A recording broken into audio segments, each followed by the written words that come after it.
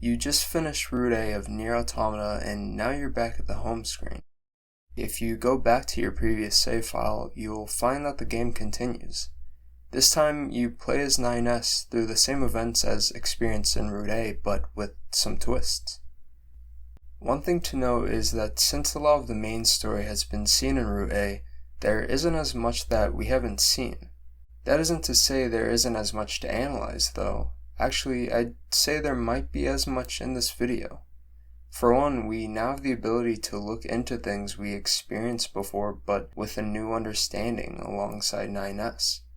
Additionally, there are instrumental quests to look at. Now, I know some of you may consider quests or side quests to be unnecessary in this type of analysis, but as some of you may have noticed in Route A, and if not, you probably will in Route B, it's that these quests have a lot to do with expanding the themes presented in the main story. For example, Yorha betrayers and retrieving confidential intel introduces a sense of doubt in Yorha's chain of command. This works well off of A2's parting words in the Forest Kingdom. You'll see later on that this doubt, which is most prominent in NieR, has a bit of a conclusion in Route B. Basically, the quests I'll cover are those that I feel are instrumental in fleshing out the story, its themes, and its characters. Now, on to the prologue.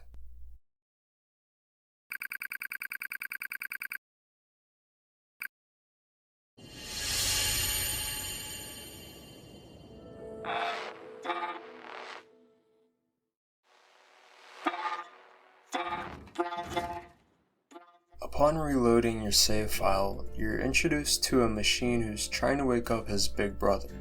His brother doesn't seem to be alive, yet you control the machine as he searches for a way to save him. This is a good setup for NieR in that his gimmick is hacking into machines and controlling them. This also serves as an interesting parallel to Adam and Eve in that it's two machine brothers. It pans out to show that NieR has been watching this machine the whole time. He mocks the machine for thinking it can have a brother. This is meant to be a reminder of NieR's ignorance in assuming what constitutes as a family. And with what we saw in Route A through Adam and Eve, blood means nothing. It's their bond which makes them a family. This does show that NieR has grown throughout these two routes since he never questions Adam and Eve's bond. And rather, he becomes more accustomed to this familial quality through some of the quests in Pascal's village. That is to say that evolving or even mutating perspectives is what's at the core of NieR's character. Taking control of NieR now, you're placed at the point of 2B's aerial descent. You're tasked with taking out the factory's defense system so the Yorha troops can make it to the area. The way you take out its defense systems is through hacking, like I mentioned. NieR being a scanner makes him more adept at hacking and not as useful in combat. But this also relates to his personality in that it causes him to search for answers while allowing him to think outside of the box in combat situations. Although when viewing things from different perspectives, he's quite slow. And I'm mainly talking about him understanding machines' true nature.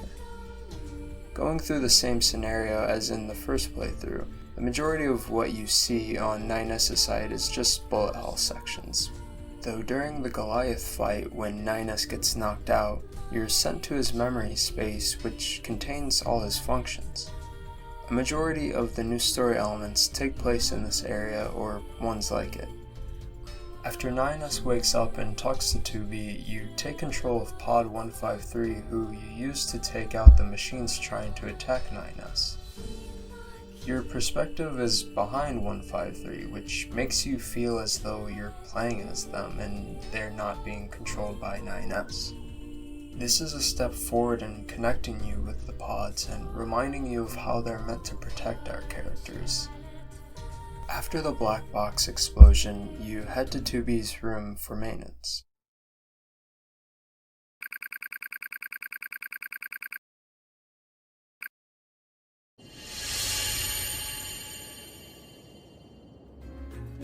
After doing everything you can in the bunker and heading down to Earth, you find that right off the bat you can hack into a chest for a weapon. Archives and weapon stories are something I haven't really mentioned, since I find that most of the stories explain well enough through its dialogue, but in Route C I'll cover some of the more significant entries. Now, like I mentioned in the intro, being able to view events with a new light is quite important and helps tie up Route A quite well. One example right away is Anemone and her reaction to meeting 2B for the first time. She calls her number 2, and the only other Yorha model having a number 2 in their name besides 2B is A2. So it definitely leads one to believe they have some sort of connection. And likewise with 2B and A2, since they look so similar in facial structure. On the way from the resistance camp to the desert, you find some gold variants of some machines. The stubby one is called the Courageous Brother. He seems to be a proud machine, which is evident in how he takes the glory for mankind line and flips it for machines. Destroying him will cause more golden machines to show up later in the route. The interesting thing is that there isn't really any point in killing the golden machines.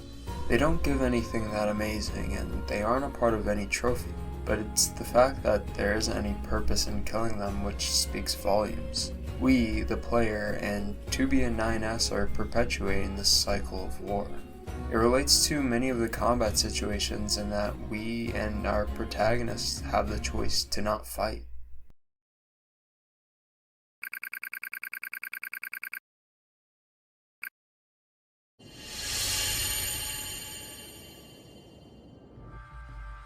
Heading to the desert to exterminate the machines is no different until you reach the underpass that leads to the housing complex. It fades to black and introduces you to the first of many picture books you'll see throughout Route B. In this, you learn of a godlike figure who tells the machines about the qualities of humanity and therefore giving them the meaning of life. Up to this point, we know machines have the capability of understanding these human concepts. This picture book shows us one way machines learned about humanity and possibly disconnected from the network henceforth. It also beckons the question of if that godlike figure was a machine or not, and if so, how did they learn of humanity? After the picture book, you take out 2 gold machines, this time the Hateful Sister and a gold tank. Again, it feels as though their only reason to fight you is in response to your own actions and how you destroyed her brother and her servants, as she calls them. Like I mentioned before, it parallels to many other combat situations where our protagonist should have the choice to abstain from fighting. Matter of fact, fighting Adam and Eve is a major example of this, and its consequences continue throughout both routes.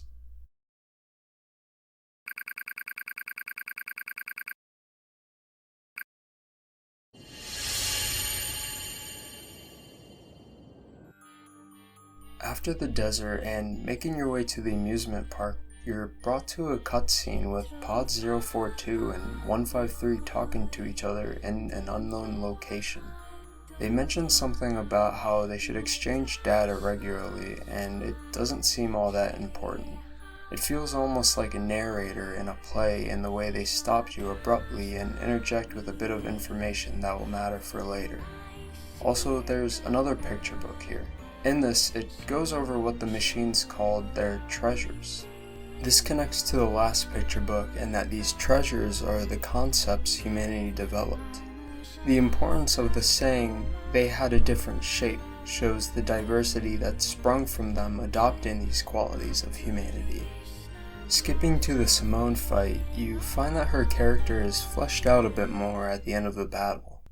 After being hacked by her, we see a memory of her as a stubby machine talking to Jean-Paul. This seems to be the moment she decided to prioritize the concept of beauty, and more specifically, physical beauty. After destroying her, there is a bit of a text dump that explores her past in more detail. Simone throughout this laments on her efforts to become beautiful in an effort to have Jean-Paul look at her. The one flaw in her whole plan to become beautiful is that she doesn't understand the concept of love to begin with. This calls to the picture book from before in that machines are limited to how much they can understand of humanity, it seems. Looking back on all the machines seen throughout the game so far, almost all, if not all, exhibit mainly one quality of humanity. But some do seem to have a bit more depth and can't be held to only one quality, like Pascal, Adam, and Eve. But to name a few, Simone cherishes beauty, Jean-Paul and philosophy, the Forest Kingdom machines and loyalty, the amusement park machines and joy. But that's not to say Simone didn't try to understand love. Rather, she was just misinformed on what constitutes for someone's love. Her fascination was also misconstrued in how she only looked to physical beauty and sought that as the end-all be-all for procuring someone's affection. She went to the extent of climbing a tall mountain for a gem. She ate androids after hearing a rumor about how they would make machines more beautiful. She tried learning how to sing, and eventually she ate her own kind. All this brought her to, as she says, lose herself in the process. And, in the end, Jean-Paul wouldn't give her his affection. She realized that who she had become was all for naught, and that he would never love her after all. In this, she fell into despair and felt as if her life became meaningless. With all this knowledge, the final image we see when she is destroyed becomes more impactful in that it's not a memory, but something she wished for that never came true. One thing that's a little unclear is whether 9S is seeing all of what we saw through hacking into her.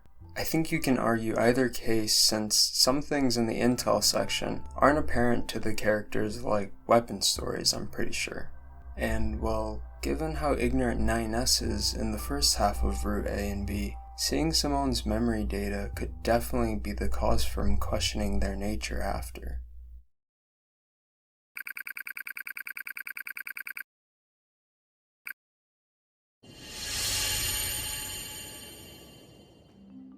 Heading to Pascal's village, you can pay the machine scientist a visit.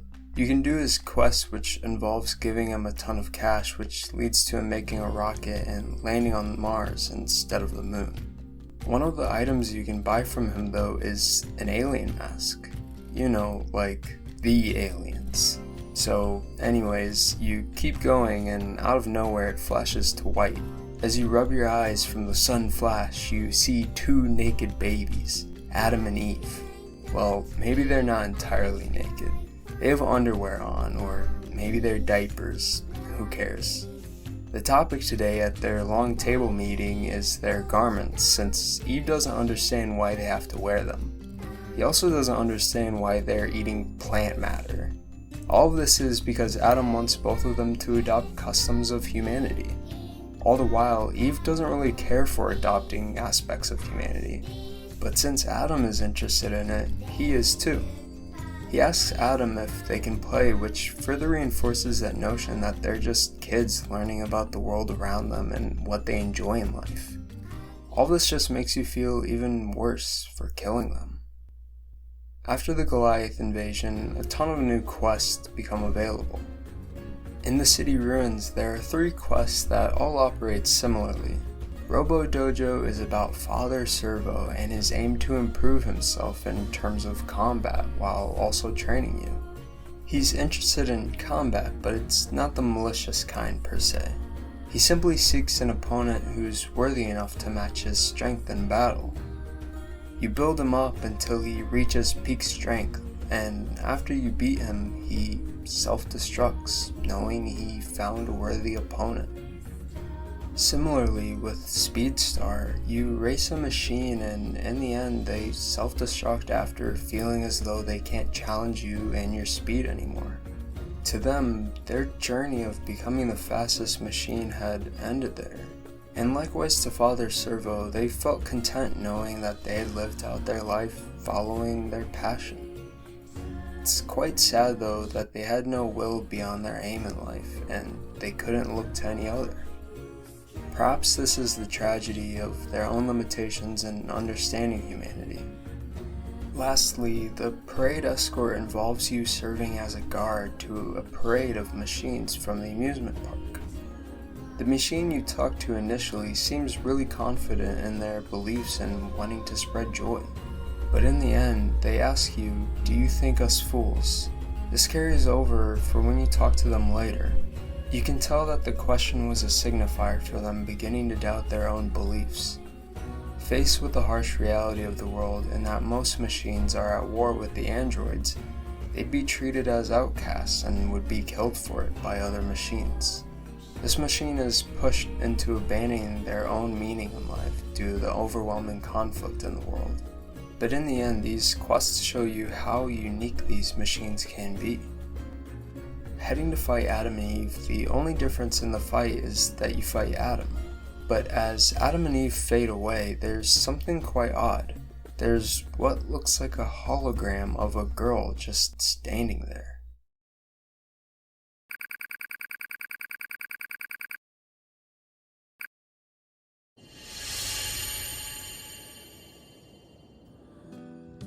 As you transport to the bunker, you get another picture book.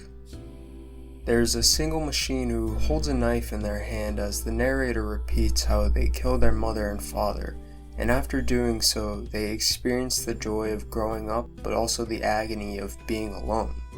This is a direct correlation to Adam and Eve, or you could say machines as a whole, for they killed their parents, which were the aliens. Before heading to the Forest Kingdom, there's that Goliath machine you can interact with in the middle of the city ruins. NieR is curious as to what he can get out of the machine since it's still operating. After repairing the machine, it reveals its name as Engels. It hands over some of its data without a struggle because its commander is gone, that being the aliens. As you walk away, it thanks you for saving its life even though he's only being used for data. It seems this machine broke away from the network after NieR's hacking, and can now feel things like loneliness as it asks you to visit them again. Returning to Engels, they ask you to tell them a story about the past. NieR recounts what the city used to be like, as Engels doesn't know anything about it since humans weren't around when he was manufactured. NieR still thinks Engels is to blame for the sins of all other machines, even though Engels was a completely different machine when he was under the network. After this is the last conversation with Engels. They mention how their expiration date is nearing and that they don't want to be repaired.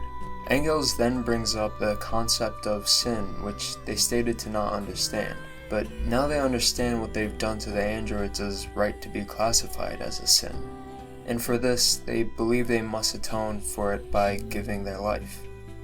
After Engels shuts off, Tubi mentions how they're no different, that what they do may be seen as a sin to others, like other machines.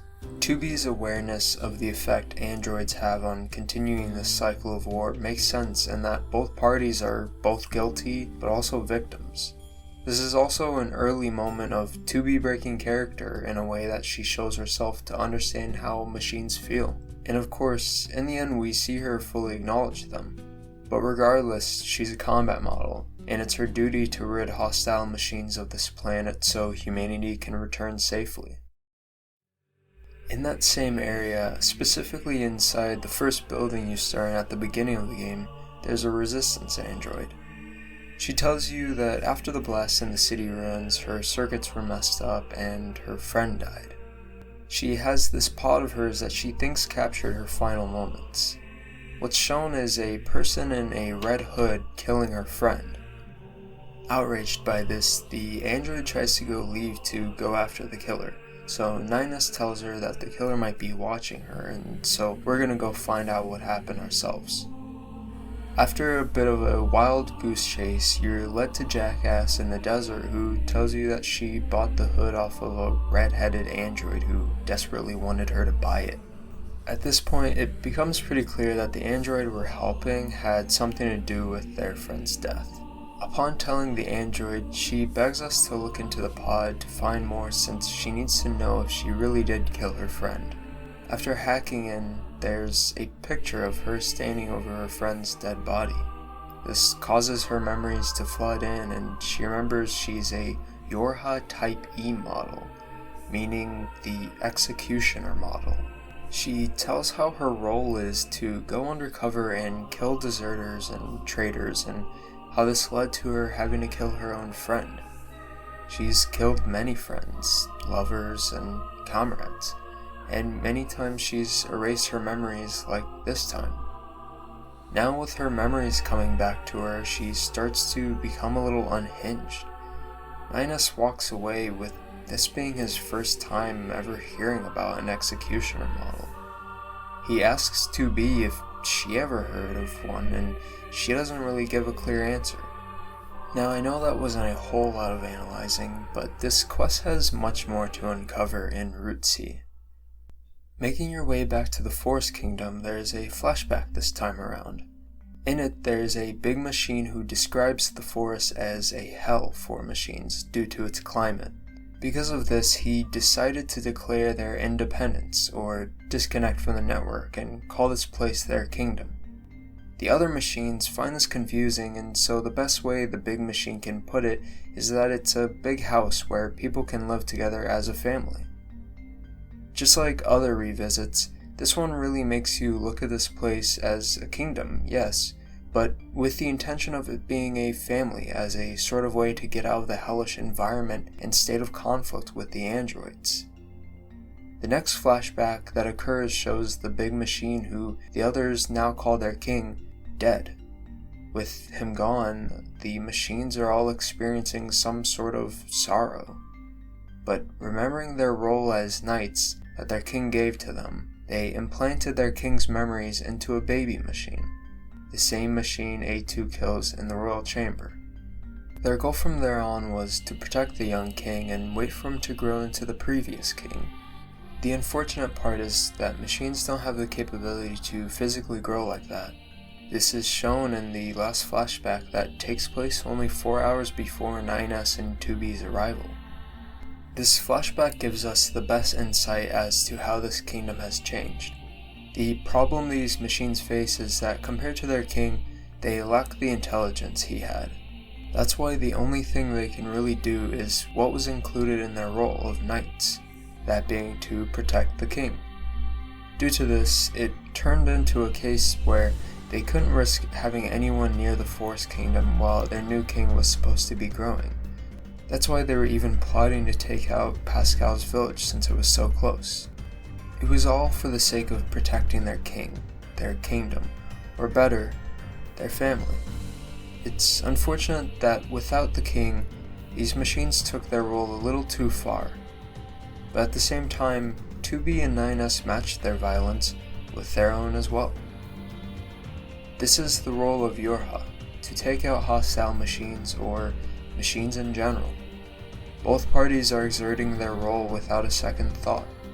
A machine then comes in to alert them of intruders, framing it to make you feel like you're the bad guy here. At that moment, it made me want to rewrite history and just not go in the castle. But if you want to progress the story, you have to keep going. Seeing A2 kill the baby king after all those flashbacks made me kind of dislike her at that moment. The game sets the player in a different faction to that of the other characters. 2B and 9S's actions were wrong, but so were the kingdoms. And at this point, A2's motives are unknown, but it's hard to align with them either. For me, I found myself aligning more with Pascal and the Forest King in terms of their own morals.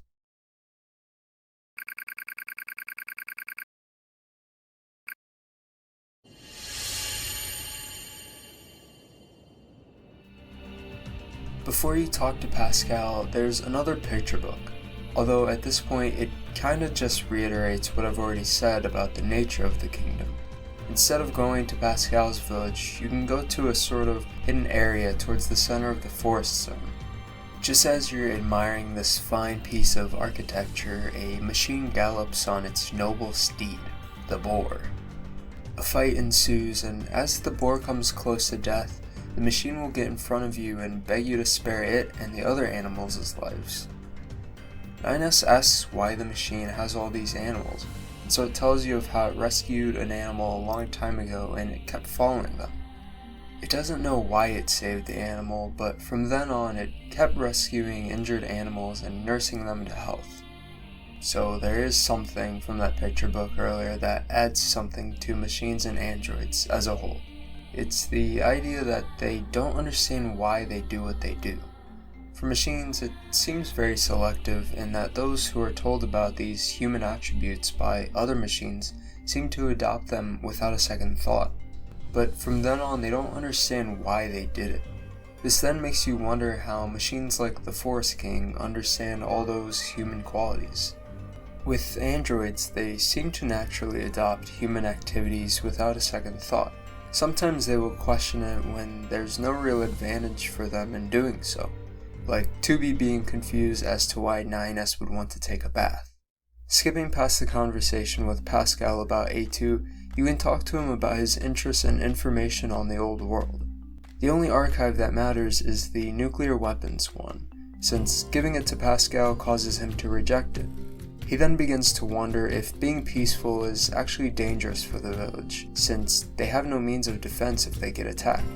Pascal also wonders if the others in the village would resent him for denying a means of defense. But if I had to put in my say, I think the machines wouldn't care. You can see through even talking to a few villagers that they all respect Pascal and how he's changed their lives for the better. So just like Adam and Eve, I imagine they'd hold true to their purpose in life until the very end for the sake of Pascal. In the bunker, you find that 210 has a quest for you. She tells you about her hobby of analyzing data involving the old world, then asks you to check out a spot in the factory she can't reach from the bunker. You head to the factory and find the terminal with the data she wanted, and then you send it to her. There isn't much to pick out from what she says came from the data, but the second quest that connects to this has a bit more to unpack. 210 will contact you, going out of her way to ask you, or rather tell you to help her with another data retrieval quest. This side to 210 is kind of new since so far she's been the type to shut down 9S's excessive chatter and prefers to stick to the mission at hand. It's funny since 2B has an operator who's a lot like 9S, while 9S's operator is a lot like 2B. Anyways, due to her not being able to go to Earth, she's seen depending on 9S for help here. She doesn't want to show that though, so she just cuts to the chase. This time you're sent to take pictures of items left by humans in the housing complex. After collecting all the items, then taking a picture and sending it to 210, she contacts you to tell you about her findings. She learns that humans used to live as families, and she begins to drift off and wonder what it would be like if androids had the same practice. But before she can say what she thinks would happen, she cuts herself off. She calls back though and thanks 9S, showing how she has a bit of a softer side under that hard shell of hers. Through these quests, we see how 210, similar to 60 and the other operators, has a keen interest in humanity. Just like how 60 wants to see all nature on Earth, 210 wants to know more about humans and what it means to be in a family. Though she doesn't say it outright, her intentions became clear when she mentioned androids adopting that custom. Her reward also speaks to how much she appreciates your help and that she gives you a new weapon and a pod program. Going back to the resistance camp and talking to Anemone, she asks you to clear out the forest so they can set up a base there. After taking out the machines, you head back to tell Anemone. 9S mentions something about them being better than androids like A2, which triggers a reaction out of Anemone. She asks you if you can bring back any info on A2, reaffirming the suspicions of Anemone having some relation to her. In the abandoned factory, you find a bunch of data chips belonging to A2. Combining them together reveals a report for the Pearl Harbor descent that took place during the 14th Machine War. 9S explains how this involved the Yorha generation before them, which leads us to assume A2 was a part of. Telling Anemone about this, she reveals that A2 is basically a prototype of 2B. The two of them were comrades during the Pearl Harbor descent, but all of the Yorha androids A2 had command over died in battle. Anemone asks if 2B and 9S met her, and they respond saying she's actually wanted for desertion. Anemone probably thought A2 died alongside all the other Yorha androids in that operation, and so it's understandable for her to be shocked after hearing she's alive and what she's done. You leave to let her process, then 2B tells NieR how some things aren't that easy to talk about after fighting for so long. 2B also ominously says that NieR will understand someday. Clearly, there's more to Anemone and A2 that we aren't privy to, and equally there's something suspicious about how 2B spoke to NieR. There's a little bit of dialogue though that happens when you go into the commercial facility during a non-main story quest. You get a pretty sweet interaction where NieR has this belief that when humans come back, they'll live together in peace, and then he and 2B will go shopping together and he'll buy her a shirt. 2B kind of scoffs at the gesture, but then she gives in to it, saying she'd be happy to do that. This serves to be a reminder of NieR's innocent nature, but also showing 2B's admiration for this side of NieR. While you're in there though, you might have noticed one of many white flowers seen in other areas across the map. Interacting with it, you find out it's called a lunar tear. Then behind you, Emile arrives and says how it dredges up some old memories. There are 4 lunar tears to find, and each time he reveals a little bit more about his past, and then he says he'll stay with the flower for some time. He tells of how he cared for one of the flowers and fought against the aliens when the humans weren't around. He says he had something to fight for, but doesn't mention what it was. NieR asks how old he is, and Emile doesn't remember since he didn't need that to fight. After you show him the last one, he remembers an important location and he gives you the key to it. Taking it to the elevator in the commercial facility, it'll bring you to an area that holds a garden of lunar tears and Kaine's shack from NieR. Emile reveals that this is what he, or the he used to be, wanted to protect when fighting against the aliens. He tells you how he's a copy of Emile since the original had to make copies of himself to fend off the aliens. As the original Emile and subsequent Emiles kept creating copies of themselves, their memories began to dissipate. But there was always some semblance of it that needed a trigger, like seeing a lunar tear. The reason he fought so hard to protect this place was because it's what held the memories of his past journey. He mentions something about him and the other Emiles needing to settle something, but cuts himself off and thanks you. The idea of Emile treating himself as a weapon isn't something we haven't seen before. Rather, he's quite similar to the machines and the androids and how they're weapons to the aliens and the humans.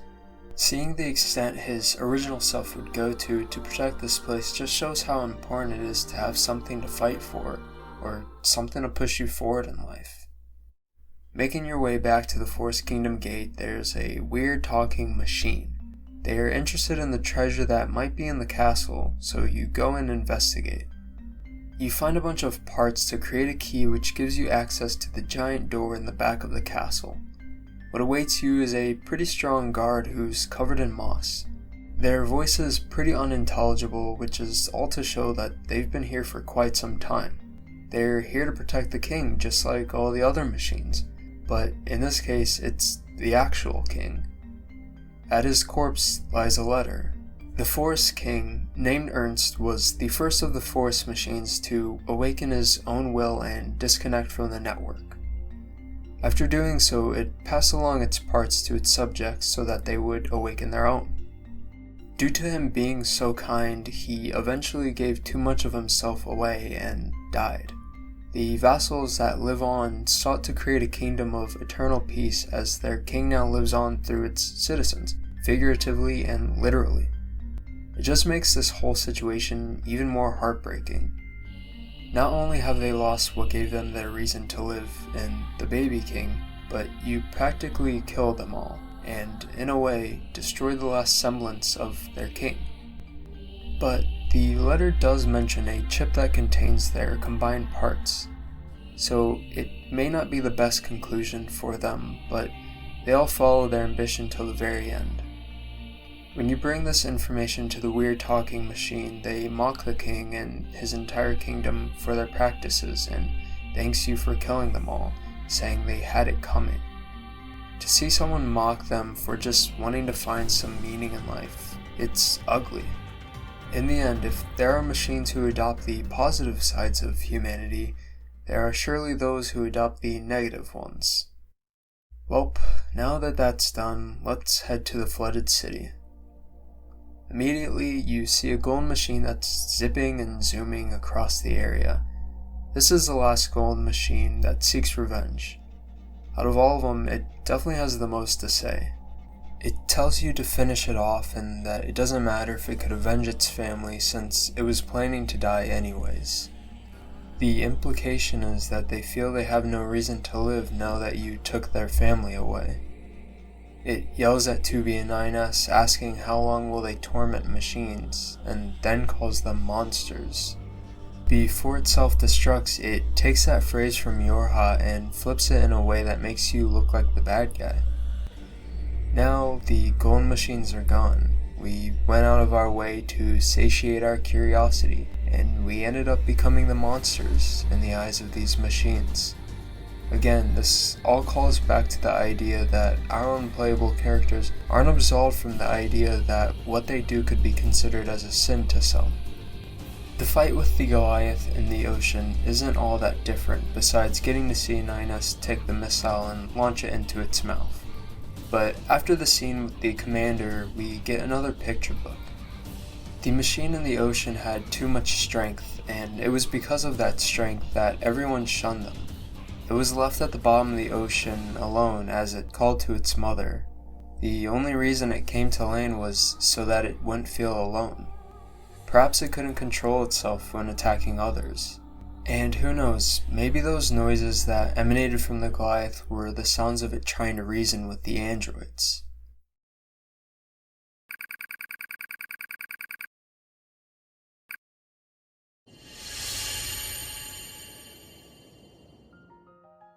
Switching back to 9S, you find yourself in a maze-like memory space unlike 9S's personal one.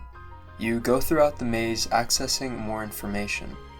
After the first access point, 9S comes to the conclusion that he made it into the machine's network somehow. It's a pretty dangerous spot to be in since he should be in his own memory space repairing his functions that have been damaged from the EMP blast. So currently, he only knows his name. This causes him to panic, but then he quickly regains his composure and recovers some of his memories. The one issue is that he can't connect to his body. He decides to look a bit deeper into the network and finds all the info machines have on humans. Next to it are the records of machines who emulated certain aspects of humanity, like creating various forms of government that are seen in our own world. This is just one example to show how they copied every aspect of humanity to a T. The issue 9S finds is that machines haven't created any new concepts of their own, and instead only imitate humanity. He uses an example of if a dictatorship collapses, they'll simply create another again. It's as if they adopt one facet of humanity and that's all they know from then on. This calls to those limitations I've mentioned before in regards to machines like Simone not being able to understand what another form of beauty could be. No matter what, it's another facet of humanity they wish to imitate. 9S then begins to hear a voice calling out to him. It's Adam. He tells of how machines have developed their own will throughout time and now he considers them to be a new life form. 9S retorts by calling them lies. Adam laughs as he looks down upon androids, for he claims them to be puppets without free will. Adam's words are being sent directly to 9S, as it seems that Adam is targeting 9S. He tries to fill 9S's thoughts with his own by pushing his beliefs of the meaning of life onto 9S, saying life is hatred. He claims it's in the heart of everyone, including androids and machines. And the more you hide it, the darker it gets. Adam believes all who live are slaves to desire. 9S believes he's not obsessed with hatred like Adam. Adam begins to claim many things that are quite antithetical to the 9S we've seen so far. And well, then he says this. Now, this is entirely up for interpretation, but if you're a child like me, you probably assumed it to be something quite indecent. But upon replaying the entire game a second time and combing through the dictionary for every 4-letter word, I came up with an answer that might make a little bit more sense. But I'm keeping it a secret for now. 9S detests against all of this by saying he's not like Adam. but there seems to be a part of him that might be true, as he opens himself for a second saying, "It's not my fault."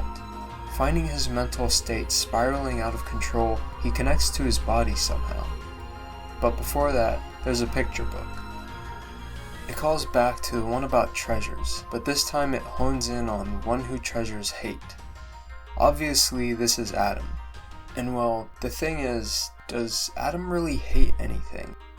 I mean, he cherishes hatred, supposedly, but yet everything he does is an act of obtaining knowledge of humanity and trying to become more human.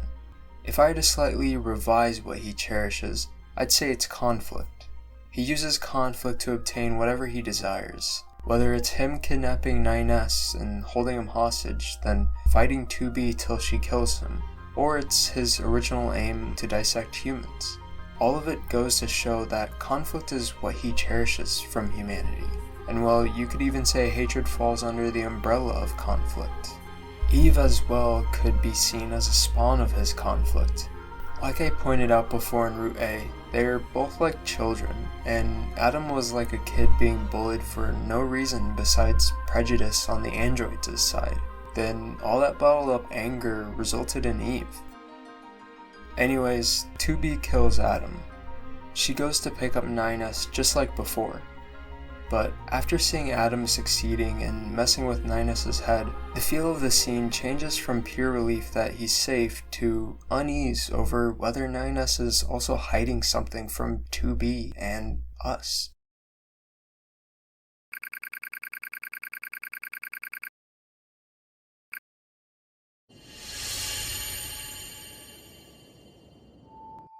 Now as NieR, you're back at the bunker resting.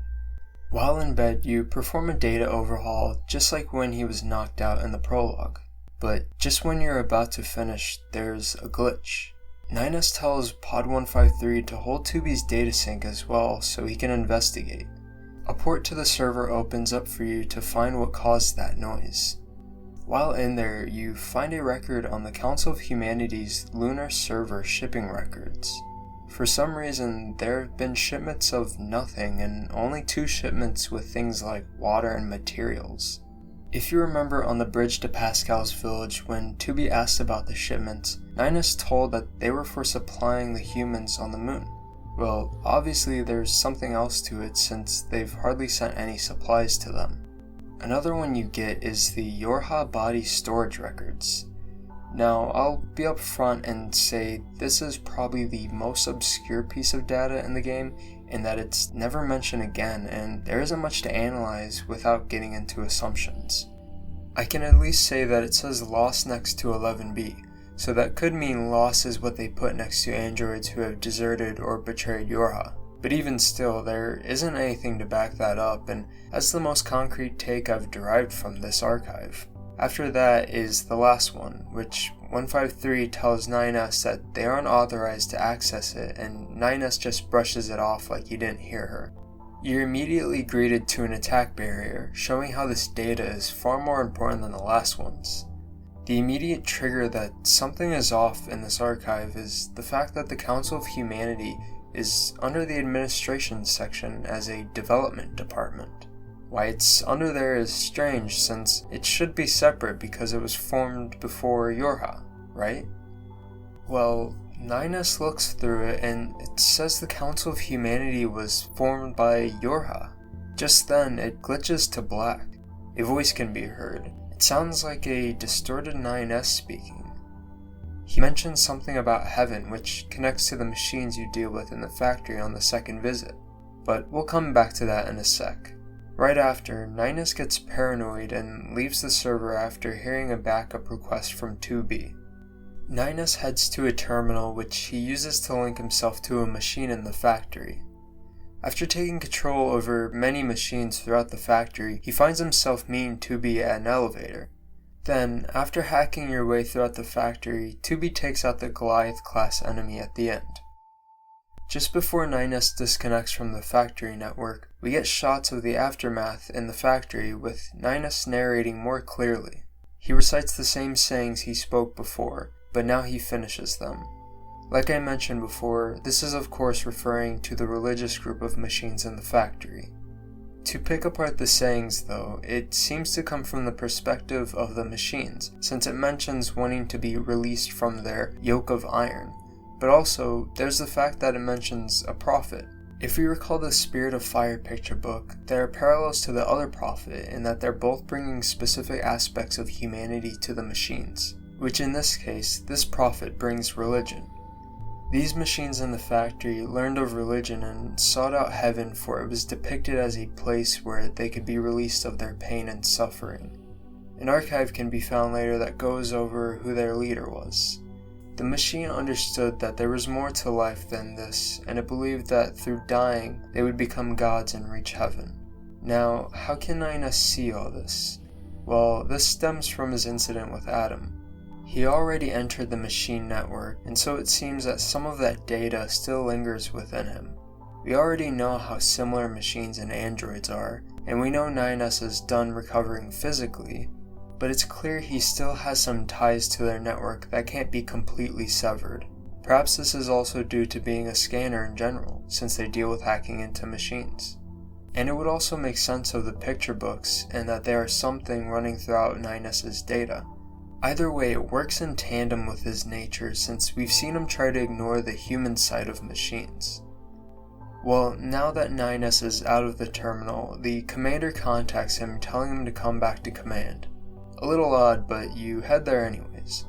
The commander is outside in the halls like she's been waiting for NieR. She says NieR's trail was found in the main server. NieR wanted to talk to her about what he found there anyways. And well, she lays it out quite plainly. Mankind is extinct. They had been extinct even before the aliens attacked. What's on the moon is data relating to the human genome and nothing more. The server on the moon was installed to give Yorha and the androids a reason to fight. In a way, a god to fight for.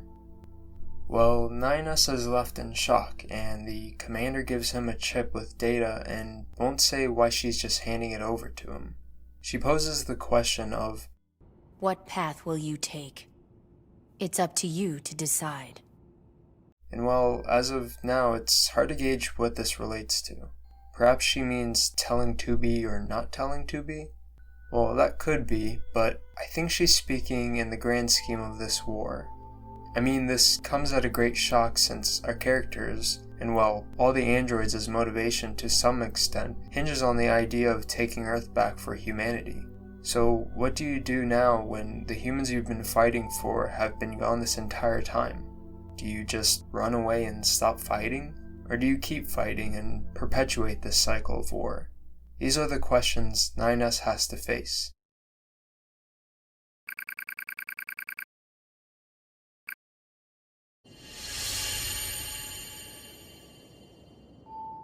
NieR wakes up in the bunker and is reminded of what the commander told him yesterday. The fact that he's already thinking about how he should tell 2B the news about humanity is important in showing what path he's leaning towards. Maybe he's thinking about escaping this cycle of war, although it's clear that he has some hesitation since he still has to think about it. Perhaps he is unsure of 2B feeling exactly how he feels. And well, I'm not sure if we the audience, or even NieR knows how he feels. So he's still just trying to process it all for himself. Anyways, the bunker must have received the news of the machines going rampant since all the androids are being sent to combat stations. NieR is to help 2B as usual, but as he's about to take off in his flight unit, there's another hologram girl. If you recall, there was another one after the fight with Adam and Eve. Who they are is unknown to us, but that's no matter, there are more pressing matters now. NieR flies down to Earth and sends his flight unit into Bokushi as he bounces off the ground like a basketball. Skipping to the final fight with Eve, all is the same until NieR hacks into him. NieR enters Eve's memory space and fights an equally distraught Eve. That idea that Adam was all Eve cared about is put in the forefront here as Eve says things like, I needed nothing else. My brother was everything to me.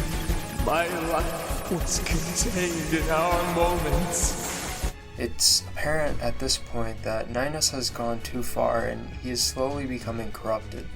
Ninus keeps pushing on until he makes it to a house filled with Adam and Eve sitting at a table like we've seen in many other of their cutscenes. In Eve's final moments, as Ninus is most likely taking away his object control, Eve says this: Listen to me, Adam. I never disliked fighting, but I didn't want you to be hurt, and I especially didn't want to lose you. So let's go somewhere quiet. Together, my brother. This almost looks like the continuation of a conversation Eve was having with Adam. Eve agrees that fighting is something he enjoys, but that's not the reason he fights.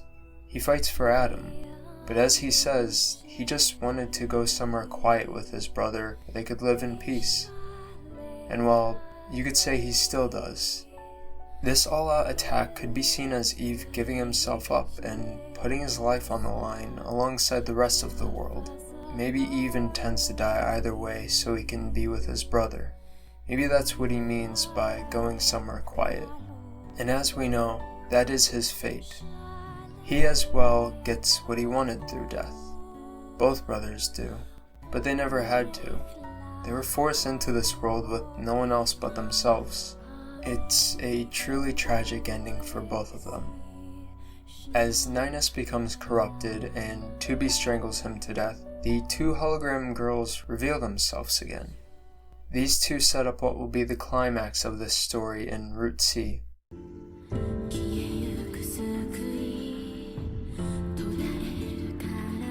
But wait, during the credits, we can see 2B in the bunker. She heads to 9S's room, where he gives her some items. He's then about to tell her something, but cuts himself off.